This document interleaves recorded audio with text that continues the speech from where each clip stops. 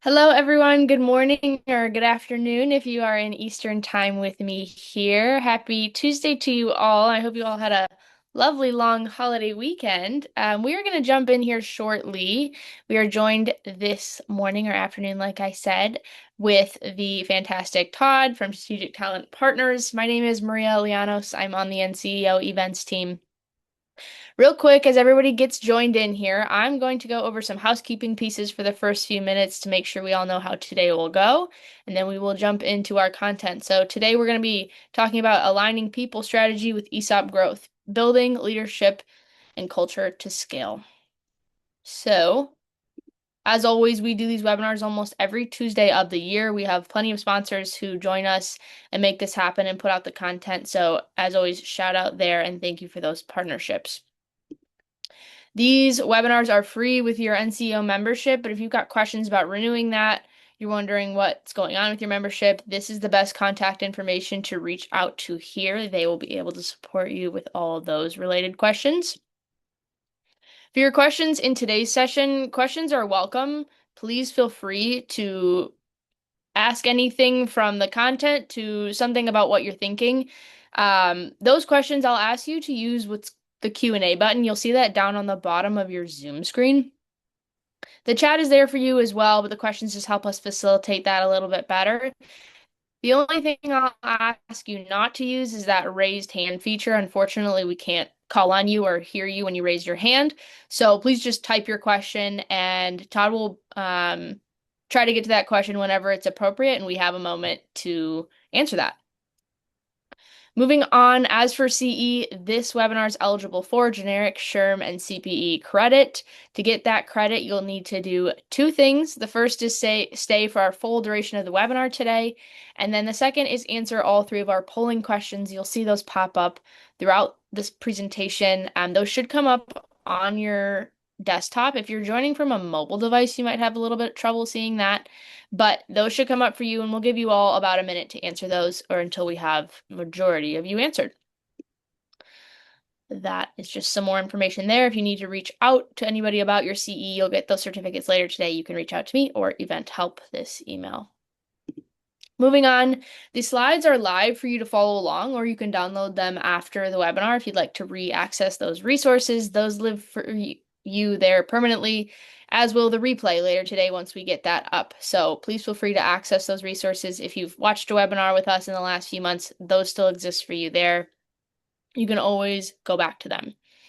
I'll shout out a few upcoming sessions we've got. We've got one on mature ESOPs. We have a community conversation which is open to anyone and everyone, regardless of an NCEO membership. So if you have a friend wanting to learn more about the EO community, the NCEO community, or specifically your repurchase obligation, this is a fantastic session to invite someone you know. And then we have a session on valuation coming up as well. The forum is happening in August. We are going to be in Phoenix. There's a lot of great content coming through for that. And so we're really looking forward to having many of you there. Don't worry, there'll be air conditioning and as much water as you need. So we welcome you. And then we have a manager's workshop coming up in June. That's just in a few weeks here. So if you know someone or you yourself has recently become a manager in an ESOP company, this is a fantastic 2-day workshop that's really hands-on, smaller group, and is just a great resource. So I encourage you to look into that if that applies to you. Final thing I will shout out is the ownership culture survey. So we relaunched this recently as the NCEO. This is a great way to get to know your culture inside your organization. It's a really, really intuitive survey that I find is incredibly useful for folks. They get a lot out of it. So if you have questions about that, you'll want to either scan this QR code or you can pretty easily find it on our website to learn more about that ownership culture survey. You can also reach out to me and I'm happy to provide more context there. I'm going to pass it off to Todd here, who's going to take it away for us and get his screen share up. And I will be here to support with questions if need be. Sounds good. Did that work? I think we're good to go. All right, thanks, Maria, and thanks to the team at NCEO. Appreciate everything that you do and keeping us all organized and all the events that are coming up look to be really exciting. So Super excited to be a part of NCEO and the team and to be able to speak with you today. For those of you not familiar with Strategic Talent Partners, we're a talent strategy firm out of the Minneapolis, St. Paul market. We've been working with ESOPs for Mike Frummel, one of our co-owners, has been working in this environment for 25, going on 30 years. And Strategic Talent Partners was actually born out of two executive search firms about 2 years ago. Some of you may be familiar with Keystone Executive Search, which was Mike's previous organization, and then Core Talent. Core Talent was the organization that I came with. And what we're really passionate about is obviously people. And within that, people strategy, as it relates to succession planning, growth, and where the organization is ultimately headed, and making sure that those folks in your organization have opportunities to grow and scale alongside the business, as well as bring in outside expertise from time to time to help hit those milestones and continue to grow that share price from an ESOP valuation perspective. So we will dive a little bit deeper into that today in today's conversation.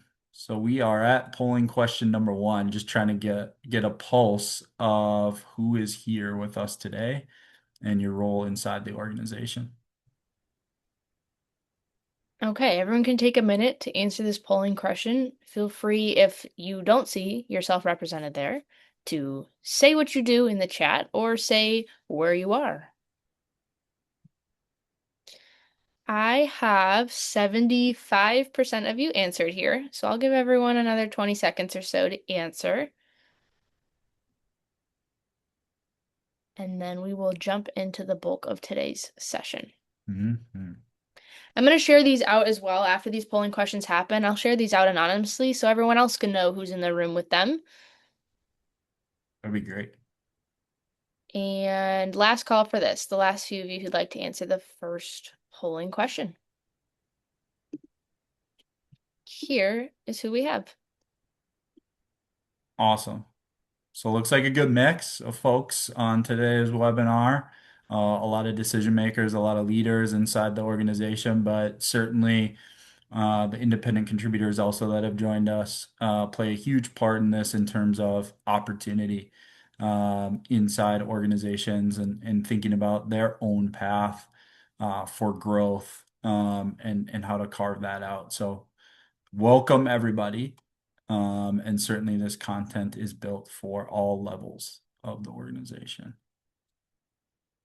So why does people planning matter, right? As it relates to ESOP and growth.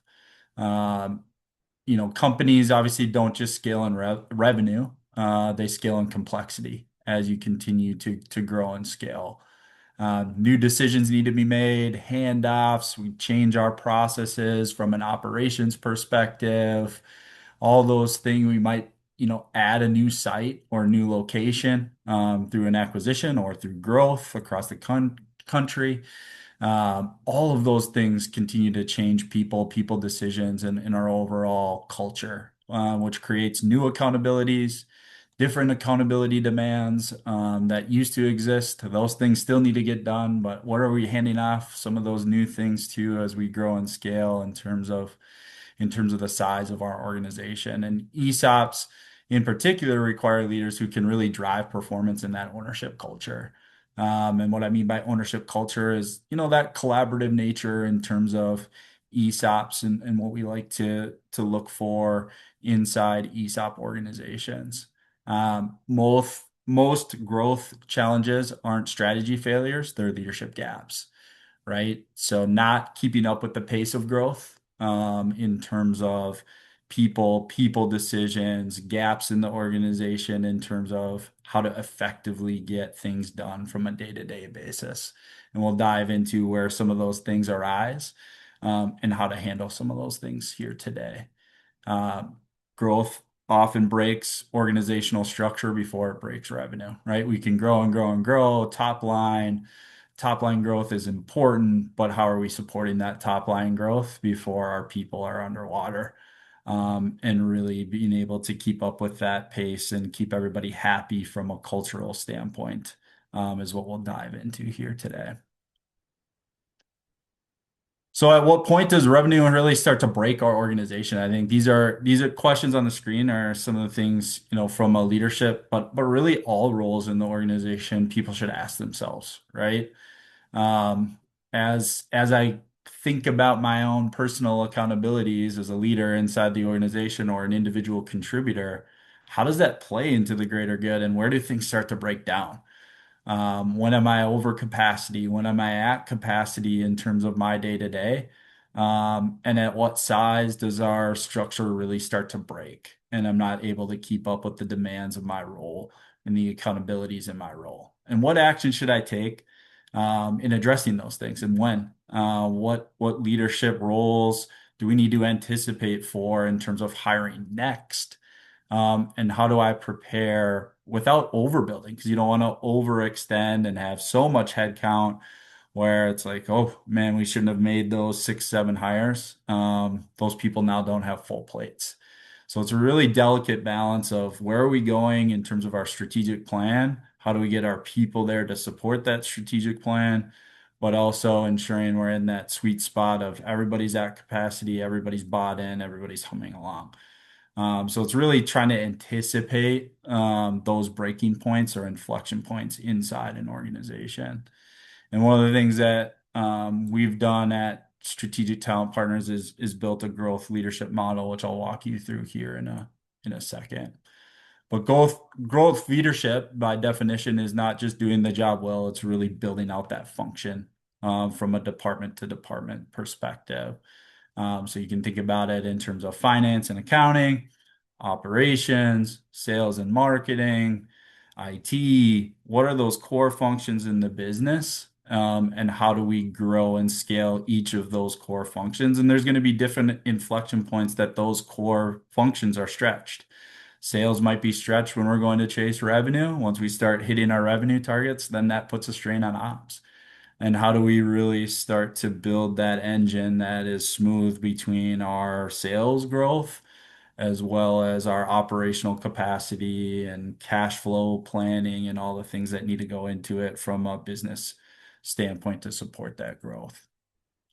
Leaders must evolve from subject matter experts to really departmental leaders, right? And scaling those leadership teams underneath them rather than just holding all that institutional knowledge and decision making in one silo or one individual's head or capacity. We need to really make sure that we're spreading that across the organization and the department down in terms of accountability.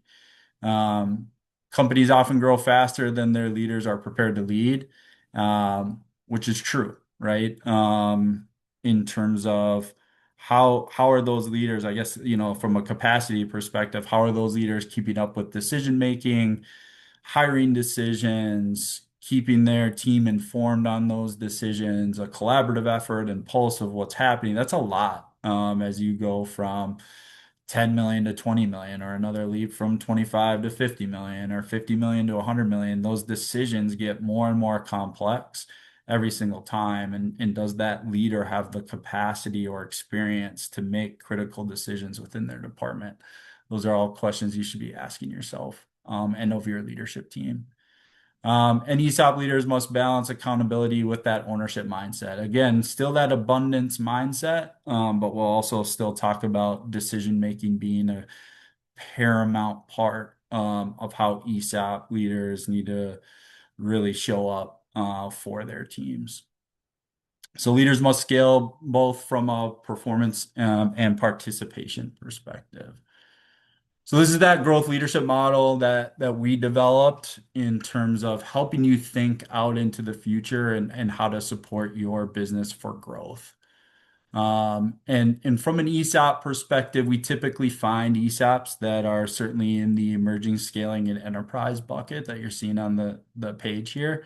In terms of foundational, those are your small entrepreneurial businesses or startup businesses where you're just starting to hire your leadership team for the first time, right? And you're leading individuals for the first time. In emerging, you're really starting to lead leaders, right? So you might have a director, and then that director might have a supervisor or a team lead underneath them, in terms of really what the structure of those departments start to look like. And then in scaling, that's what I was talking about before. You're really leading the function of the business where you might have multi-layered, multi-site decisions that have to happen. And then at enterprise, you're starting to lead the enterprise. So, question we always like to ask when we're starting to work with ESOPs and businesses early on is in terms of where you're at now and where do you need to be in the next 3 to 5 years, thinking about both on the macro level of the business. Do we have the right people in terms of where we're headed in the next 3 to 5 years? Can our accounting manager take us to where we need to go from a growth perspective if we're moving from emerging to scaling? Can they get to a controller slash CFO level? We'll break that down here in a second in the next 3 to 5 years. But that growth plan has to match that really people plan, and talent management plan in terms of how we're going to grow and scale, um, in time. So growth changes leadership first. So as organizations grow, leadership roles change before job titles do. Like I was just talking about, right? You think about your accounting manager who's closing the books every couple weeks. They might still be doing payroll. They're looking at APAR. They're doing the whole kit and caboodle, from a finance function. But then you start to grow and scale, and you have multi-sites, you have multi-locations, you have cash flow, you have audits, you have valuation that you have to take into consideration every single year that that person then is in charge of. That's a lot. And that accounting managers' accountabilities grow and scale before they become potentially a controller by name or even a CFO, right? At the end of it. So it's really taking a step back and what are we asking of these individuals? What are we asking of these leaders in their functions? Day to day. And I think, looking at that at certainly a biannual or annual basis is best practice, just in terms of reviewing the accountabilities, reviewing where these seats fit from an organizational structure perspective, and ensuring like, yep, this person knows exactly what they're accountable for. And the role still fits their job title, or the role still fits what we're asking them to do on a day-to-day basis. And really understanding what shifts at each point to prevent those bottlenecks and the burnout and misalignment of what we're asking our team to do, versus what they're truly accountable for, and making sure that they're at market, from a marketplace perspective in terms of what is our competition doing? What are they offering? Where are they at in terms of scale tied to some of the external elements? So thinking like SWOT analysis in terms of people. What are those threats that are out there, and are we doing a good job of retaining our talent based on other opportunities that are out in the marketplace? This leads us into polling question number 2. So curious, with all that being said, where you all are feeling the most strain as your organization grows? Is it that leadership capacity and readiness? Some of the operational capacity and execution, hiring the right talent fast enough, maintaining culture and alignment, and or business strategy? And thank you, Maria, for facilitating. That question is live. I see lots of you answering. I'll give everyone another 15, 20 seconds to get their answers in here.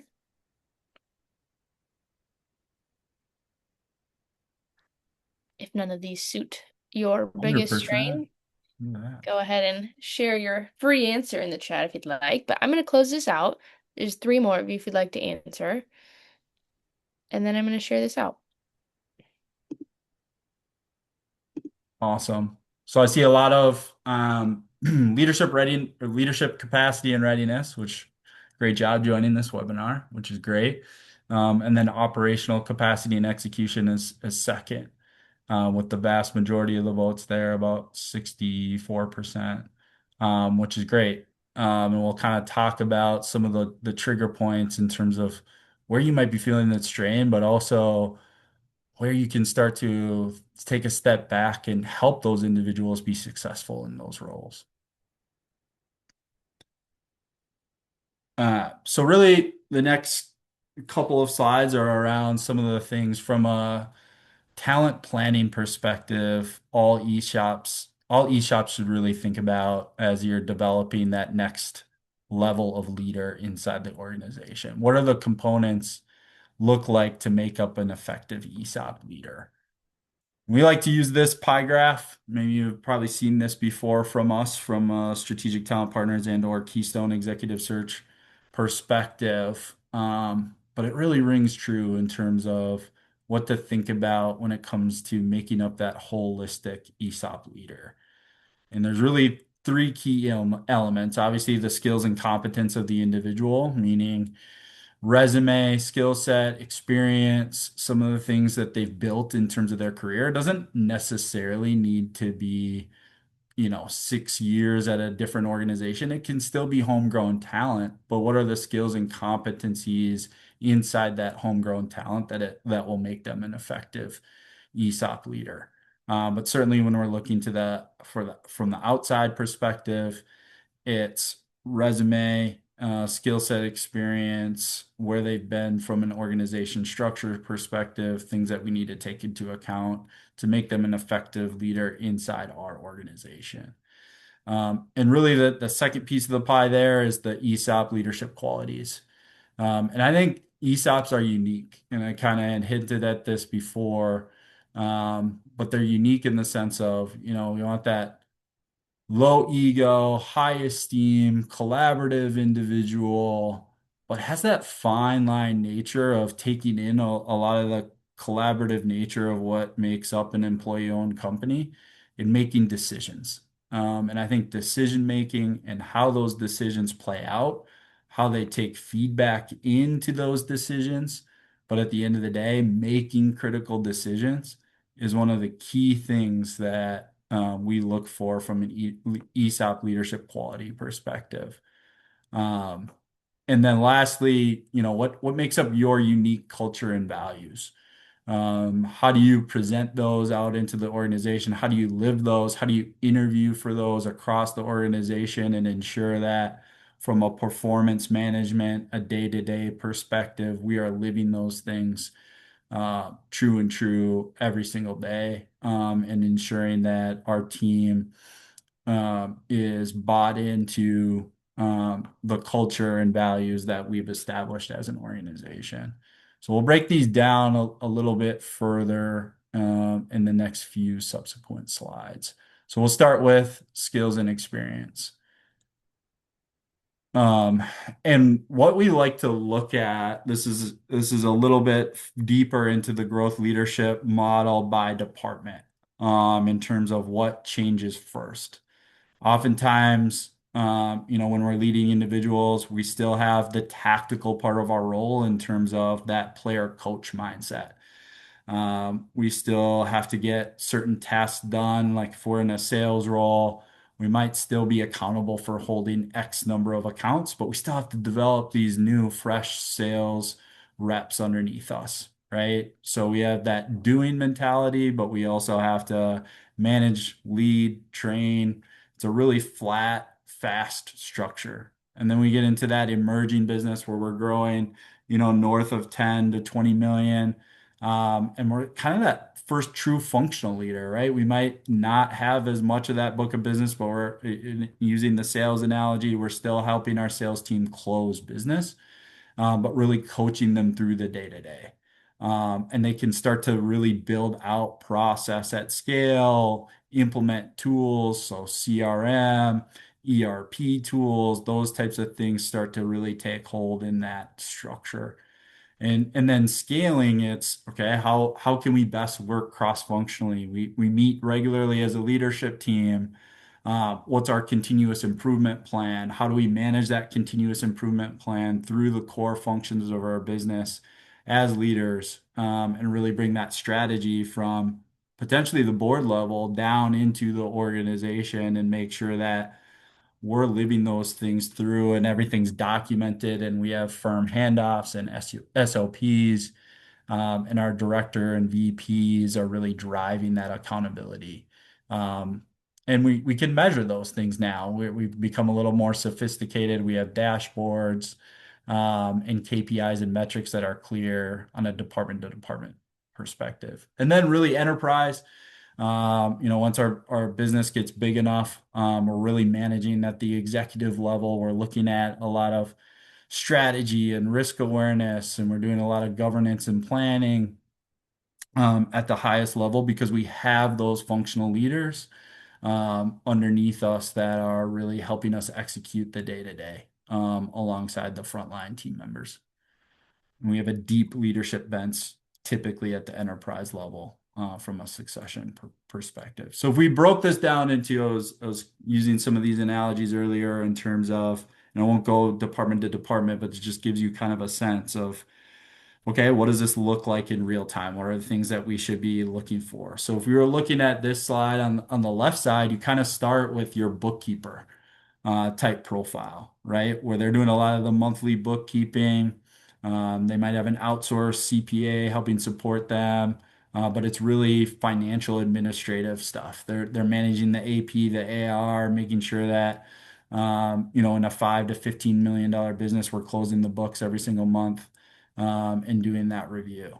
And then as you get into an emerging level, that controller becomes a little more sophisticated, might have a senior accountant potentially reporting to them, and really starting to get into more of that budgeting and cash flow and sophistication of the business. But as you grow and scale, then that next role becomes that VP or that finance director under a scaling business where they might have a controller reporting into them. They might have a bookkeeper reporting into them. They have an APAR analyst underneath them managing the tactical day to day, but this person really is working with the executive leadership team, really working with the board in terms of projecting out numbers, projecting growth, right? And so to have that foundational bookkeeper jump into that scale, do they have the experience and the ability to grow into that? What's the timing around that, right? You may need to hire some of that expertise from the outside versus be developed from the inside, or have a mentorship program or an outside voice helping that person really get to that VP finance director level. It's all tied to timing around what the next 3 to 5 years of your strategic plan looks like. And then really at the enterprise level is more of that true C-suite. You have a CFO sitting in that seat, really understands how to delegate, manage full functions, finance teams, report out, is present at several of the board meetings, really understands FP&A, and the audit process, and the complexities that go along with ESOP forecasting.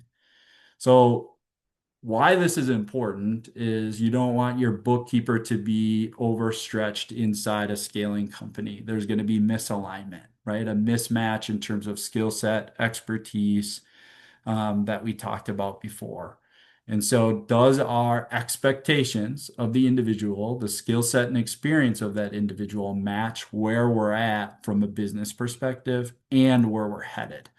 Right? If there's a timeline on terms of where we're headed, we can put a development plan in place for that bookkeeper, or controller to grow into a director, VP, and hopefully eventually a CFO.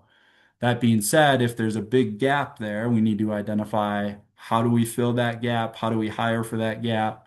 And how do we really continue to measure leadership readiness inside our organization? The next one I'll share with, because I already alluded to this earlier too, is sales, right? You typically go from that individual contributor on the left side to the chief revenue officer on the right side, right? So that what I had used that analogy before, player coach, really on the left side, running the sales team, but also still carrying a bag.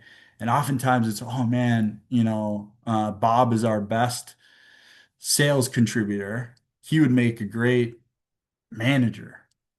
because he's our best sales contributor. That isn't always the case, right? Can Bob delegate? Can Bob coach? Can Bob mentor? Or is he really good at just going out and closing business? Sometimes we see both, right? Where, you have a competent, high-performing individual contributor that does eventually get into the leadership path. And that makes sense. Oftentimes, those top individual contributors from sales aren't necessarily made out to be the best leaders. And there's a couple of reasons for that. They like to go out there, they like to close business, they like to be the center of attention, they like to be involved in every deal. Whereas your coach and mentor can still really coach around how to close business. They have the proven ability to do it, but they also are okay delegating. They also are okay not taking the spotlight, all right, and really helping their team rise up, whether it's a team of inside reps, outside reps, what have you. They really shine the spotlight there, and they're good with process. And when you get into emerging and scaling, process is super important, especially for sales. CRM systems are sound. We're managing to a scorecard. We're managing to expectations in terms of weekly metrics, KPIs, those types of things, and reporting that back out. And a really good sales leader has the ability to manage up inside the organization, across at their peer level, whether it's ops, finance, what have you, and then also delegate in terms of downward accountability. And so when you get this deck, I kind of challenge you all what these 5 million to 15 million, I should have started with this, the 15 to 25 million. These are examples of a production manufacturing distribution company, in terms of some of those buckets, and where we oftentimes see things start to break is at those thresholds of revenue, and overall performance. And again, subjective to every company. It's just a guidepost in terms of things to think about in terms of complexity of your organization and how to bring your organization to scale. So we built this out for HR. I won't go through each of these for the sake of time, but you'll get this deck. We have that subsequently for HR, IT, marketing. Marketing is an interesting one because it oftentimes gets pulled into sales. And so I think as that complexity continues to grow and the marketing investment continues to grow, it's something to think about. How do we pull that out of sales? When do we pull that out of sales? When do we pull that out from our external vendors and start to bring that in-house? Typically at that emerging scaling threshold, we're starting to build more and more of that departmental structure as it relates to marketing inside the organization and start making those investments inside the organization. And then ops, you see here as well, another very critical one inside an organization, specifically production, manufacturing, construction, distribution organizations. Moving on, to the second piece of the pie, and this is something to think about in terms of how is our organization hired and also manage performance to our unique culture and values? Are we doing a good job of baking those things into both our hiring practices as well as our review process? And where does that fit into the organization? And some of the things that we like to think about as it relates to unique culture and values are these four kind of quadrants inside an ESOP. Do you lead with an ownership mindset, right? It's acting like an owner on a day-to-day basis, really understanding that financial acumen of the business, being able to articulate that to the frontline employees and its importance. Doesn't need to be overly complicated. Simple is better. But really understanding that financial acumen and how to share out the importance of the ESOP, the importance of the contributions of everybody is critically important. Really taking initiative and accountability, and creating that long-term value creation, right? How do we retain people over a long period of time inside an organization, to continue its legacy? And then empowering shared success, right? Peer-to-peer recognition, collaborate across roles and levels, right? Recognizing people for their efforts in terms of some of those handoffs and department to department conversations that happen on a regular basis inside each of your organizations. Promoting collective problem solving, looking at issues and I was a part of a discussion late last week. Issues that arise in team meetings, whether it's at the leadership level or a weekly, even frontline team member meeting, issues should be seen as opportunities, right? We want to understand where there's issues in the business so we can get continuous improvement. How we react to those issues and create opportunities for change from a leadership perspective is critically important and can be baked into the culture of the organization based on how those are shared. You don't want in an ESOP environment somebody to be afraid to speak up. If they're feeling pressure, or they're feeling an issue, or they aren't sure how to present it, right? Which we come across on a regular basis, we have to create this environment and this culture um, of really ability and transparency for people to feel comfortable to share. And I think that starts at the leadership level. And then celebrating those wins as a team. And then that culture of trust and transparency is what I was just talking about. Oftentimes we refer to five dysfunctions of a team in terms of Patrick Lencioni and his ability to build that trust pyramid at the top, right? Do we trust the people that we're working with? Do we really count on them from a day-to-day basis? And it's really starts with their onboarding. It starts with how we're treating them the first 30, 60, 90 days into their experience, and it builds off of that over time. And that communication and clarity and ability to have conversation is critically important. And then continue to invest in the people, right? Growing the people. I'm talking about a lot of significant milestones in terms of revenue and making changes. And is your bookkeeper the right person for the controller, for the CFO? It certainly can be. I don't want to sit here and be articulating that. You always have to look for the you go from 10 million to 50 million. Your bookkeeper certainly won't become your CFO. That's not the case.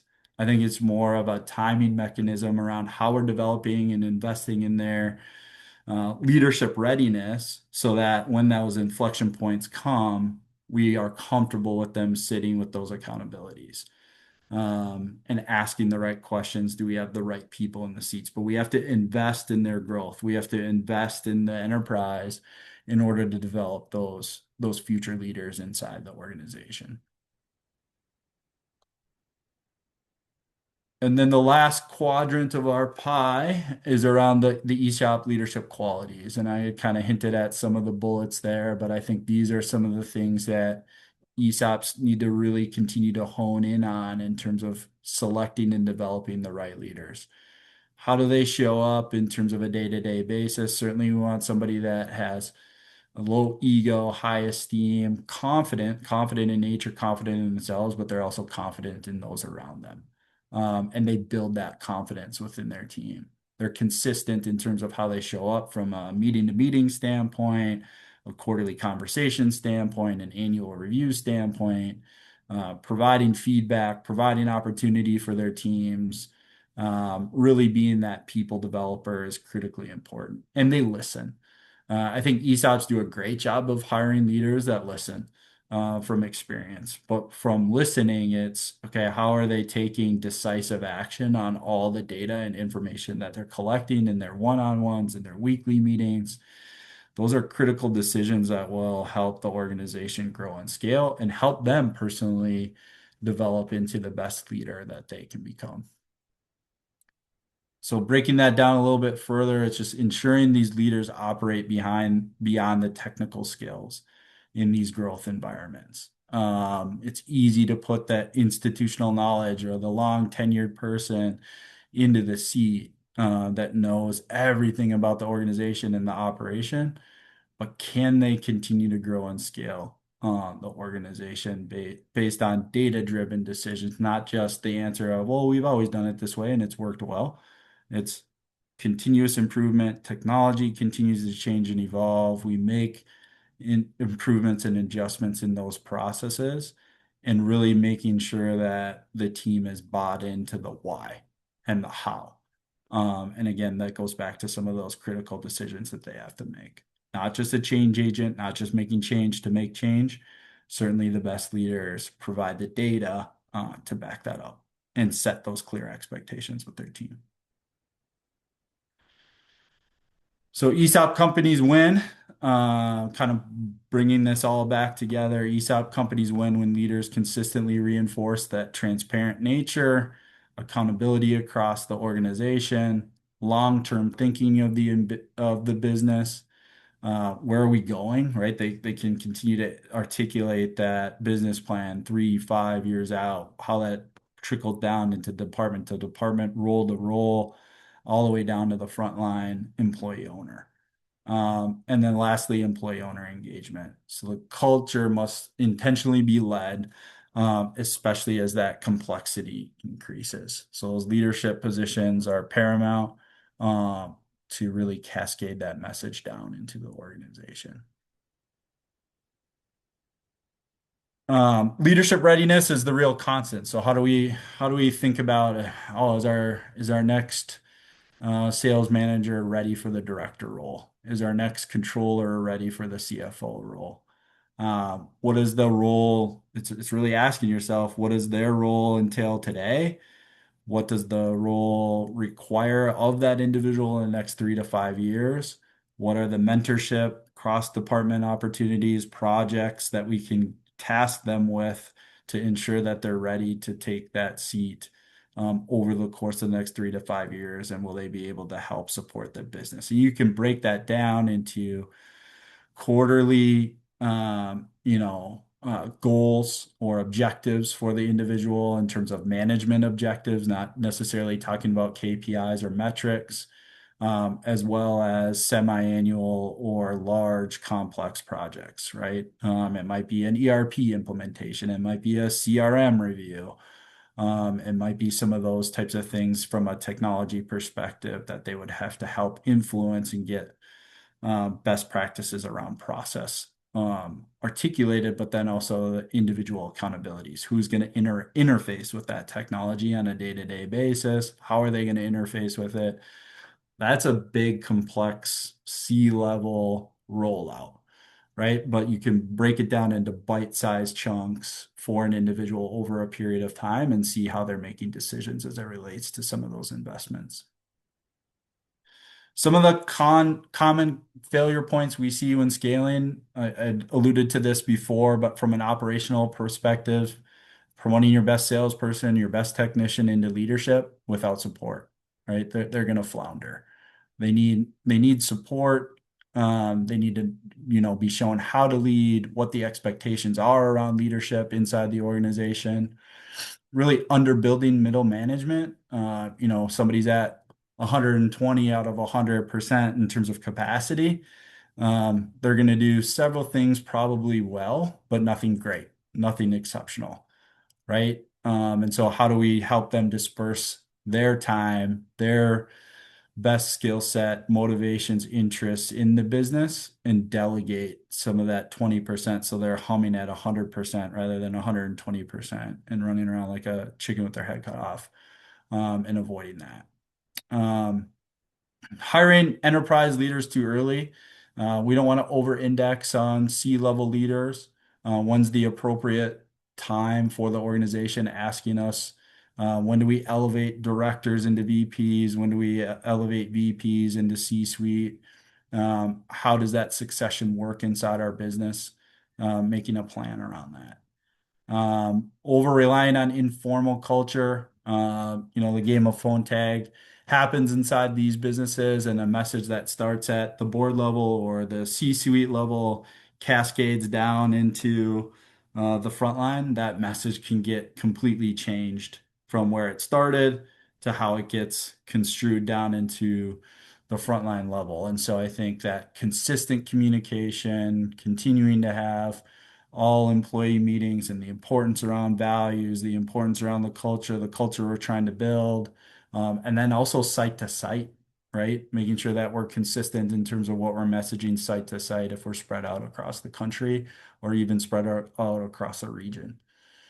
And then lack of sequencing, in terms of what are we prioritizing in terms of critical hires, where do critical hires fit in, really ties to kind of your recruiting plan, right? In terms of what do we need to prioritize in the next quarter in terms of hires, what's first in that sequence and why, and really probing into that in terms of your hiring managers and key decision makers, and then what's planned from a capacity standpoint, a year out, 18 months out.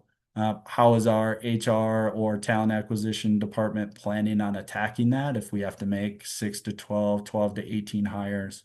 Do they have the capacity to support that?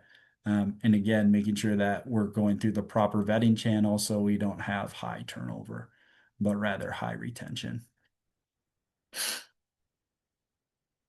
Um, and I think, just challenging you to think about the next 3 to 5 years, right? Where do you see your next leadership role, right? As it comes to finance, as it comes to the operations, as it comes to the people side of it from an HR perspective. If you don't make this hire, where does the capacity start to break and deteriorate? So just some self-thought there in terms of what's next? What's the next hire? What's the next people change we need to make inside our organization to make it more effective? And then I think we are at our final polling question. All right, let me launch this for you all. And that is live. How would you describe your current talent strategy as it relates to future growth? I'll also remind everybody we're in our last quarter of this webinar. So as you've thought of questions, if you're thinking of them now, please feel free to put those questions in so that way we have a chance to answer those before we close out at today's session. I have 5 more of you if you'd like to answer. I'll encourage you now is the time. I'm going to share this out as I did previously. And then we can talk a little bit about results and the last little bit of today's session. And there we are. Perfect. Thank you, Maria. Biggest response in terms of this question was somewhat defined but reactive at times, followed closely by mostly reactive and in the moment. So, what I'm really challenging you to do today is really think about creating your plan.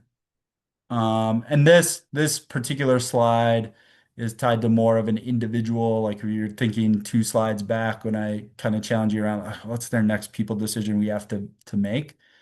This supports, okay, when I am clear on what that decision is, what's the cadence in terms of the plan that I have to put together?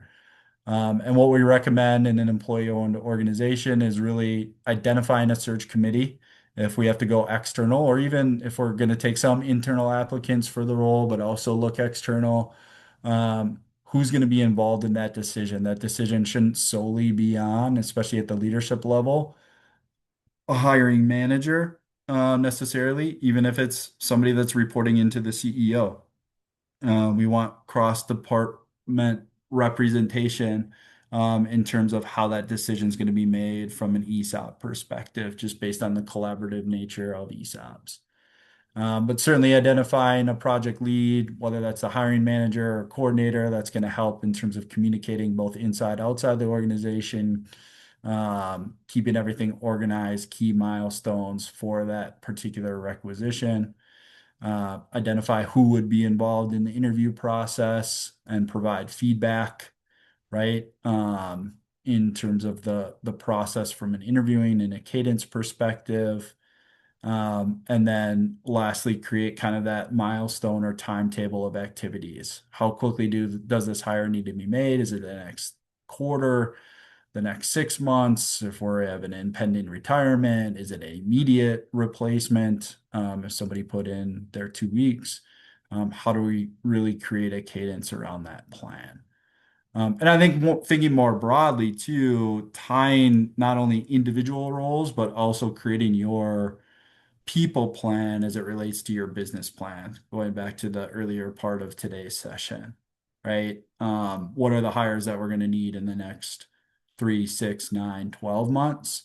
Not based on attrition, but based on growth, and based on complexity or performance of our current leadership team. So really your business strategy must be backed by your talent strategy at the end of the day. You can't just put together a business strategy and expect that it's going to work out beautifully. We need the people. People are still our most valuable asset inside any business.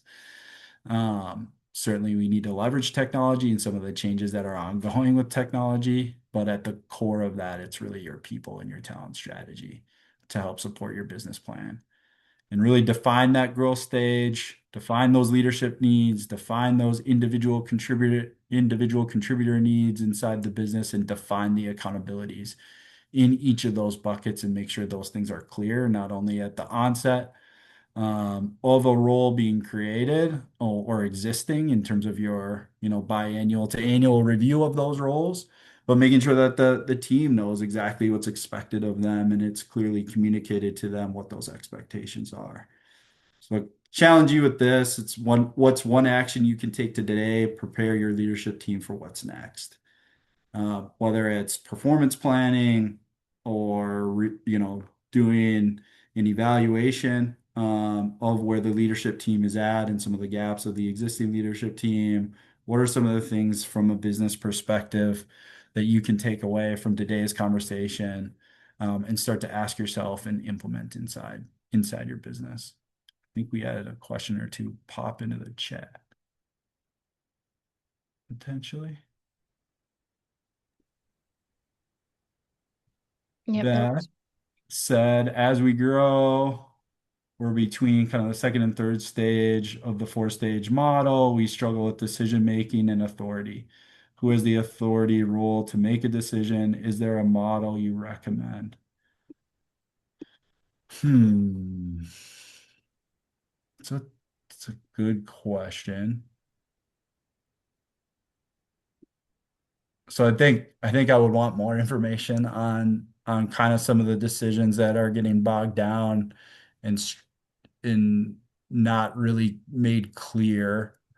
I think in leadership conversations, the ability to collaborate, the ability to listen, the ability to, but the takeaway from some of those issues, there has to be a point person, right? In terms of who's accountable and identifying who that will be, whether it's an offline conversation that has to happen outside those leadership team meetings, and bringing that back over a couple weeks period of time, quarter time, in terms of information gathered, um, based on the issue at hand, and a potential problem or a potential solve to those issues. That's where that decision making needs to start to come into focus, in terms of ability to make decisions. But Beth, I would love to kind of take that question offline. Yeah, that's the biggest, letting go of the vine, and delegating is the biggest issue that we find a lot of leaders have. Everybody wants to make sure that they have their kind of input and stamp on it, but really bringing it back to the team, getting information from the team, and taking all that collaborative data and then making the best decision out of that collaborative data is where we see the best leaders rise to the top. Okay, we have a few minutes here at the end to answer any other questions. If you're thinking of them, please feel free. I'll also mention if you're thinking of things that maybe are more specific to you that you don't want to ask the group, we'll send out a follow-up email later today, and that will have some contact information. So you can reach out, ask those specific questions, get into a conversation, and start to open up about what questions you had from today. So Todd, I will let you finish this out if there's anything you wanted to share here at the end. No, I just want to say thank you again to NCEO. Thank you to you, Maria. Just an easy way to do this, and we appreciate the continued partnership. And like Maria said, if there's anyone that just wants to run ideas by us or by myself, I am open for discussion. And we just care. We care at the end of the day about ESOPs and legacy and just the people side of the business. So hopefully I articulated that today. But if you're feeling stuck in regards to how to move forward with people or people decisions, we are all ears. All right, well, thank you, Todd. Thank you to all of you for spending an hour with us on your Tuesday. We look forward to hopefully seeing you in future events and webinars or in the NCEO world at all. Please feel free to reach out to myself if you have any questions about today's session or anything else. And I hope you all have a lovely rest of your week. Thank you all. Thanks, everyone.